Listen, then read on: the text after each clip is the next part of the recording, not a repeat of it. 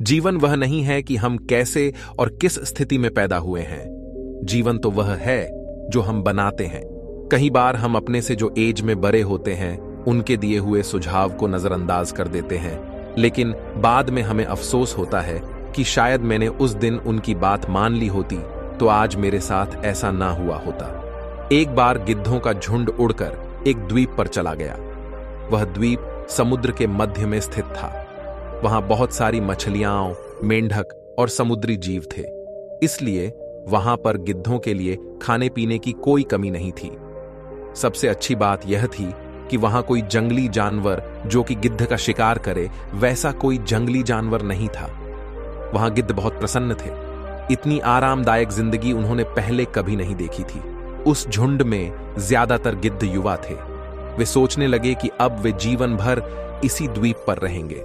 वो सब ने तय किया कि अब हम यहां से कहीं नहीं जाएंगे, क्योंकि इतनी आरामदायक जिंदगी कहीं नहीं मिलेगी।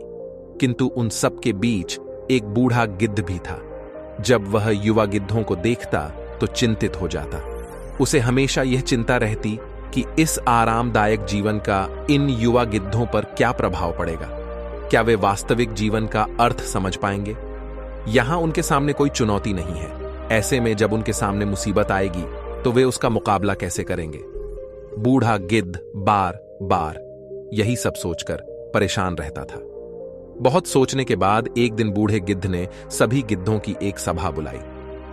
उन्होंने अपनी चिंता व्यक्त करते हुए कहा, हम इस द्वीप पर लंबे समय से रह रहे हैं। मुझे लगता है अब हमें वापस उसी जंगल में चले जाना चाहिए जहां से हम आए थे। यहां हम चुनौती रहित जीवन जी रहे हैं। ऐसे में हम कभी भी परेशानी के लिए तैयार नहीं होंगे।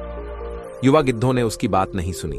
उन सभी युवा गिद्धों को लगा कि बढ़ती उम्र के साथ इस बुढ़े गिद्ध के दिमाग ने काम करना बंद कर दिया है, इसलिए वो ये सब बकवास कर रहा है। उन सभी ने उस बुढ़े गिद्ध से कह दिया कि हम सभी जीवन भर इसी द्वीप पर रहेंगे और इस द्वीप को कभी भी छोड़ के नहीं जाएंगे। बूढ़े गिद्ध ने उन्हें समझाने की बहुत कोशिश की। उसने कहा कि तुम सब अभी ध्यान नहीं दे रहे हो। आराम के आदी हो जाने के कारण एक दिन तुम लोग उड़ना भूल जाओगे। ऐसे में अगर आपको परेशानी का सामना करना पड़े तो आप क्या करेंगे? आप सभी मेरा अनुसरण करें, मेरा अनुसरण करें। चलो उसी जंगल में चलते हैं। यह बेहद आरामदायक जिंदगी पूरी जिंदगी के लिए अच्छी नहीं है। लेकिन किसी ने बूढ़े गिद्ध की बात नहीं मानी। बूढ़ा गिद्ध अकेला ही वहां से चला गया और उड़कर वापस उसी जंगल में चला गया। कुछ महीने बीत गए। एक दिन बूढ़े गिद्ध ने द्वीप पर गिद्धों को खोजने और द्वीप पर उड़ने के बारे में सोचा। द्वीप पर जाकर उन्होंने देखा कि वहां का दृश्य बदला हुआ था। जहां देखो वहां गिद्धों की लाशें पड़ी थीं। कई गिद्ध लहूलुहान और घायल हो गए। बूढ़े गिद्ध ने हैरान होकर घायल गिद्ध से पूछा, क्या हुआ? तुम्हारी यह हालत कैसे हुई? घायल गिद्ध ने बताया, तुम्हारे जाने के बाद हम इस द्वीप पर बड़े मजे की जिंदगी जी रहे थे, लेकिन एक दिन एक जहाज यहां आया और उस जहाज से तेंदुआ यहां छूट गया।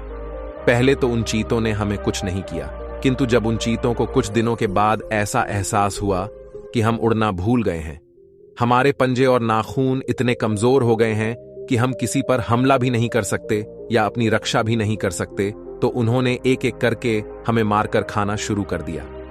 कंफर्ट जोन में जाने के बाद अक्सर वहां से निकलना मुश्किल होता है। जब चुनौतियां हों तो उनका सामना करना आसान नहीं होता, इसलिए कभी भी कंफर्ट जोन में जाकर खुश न हो।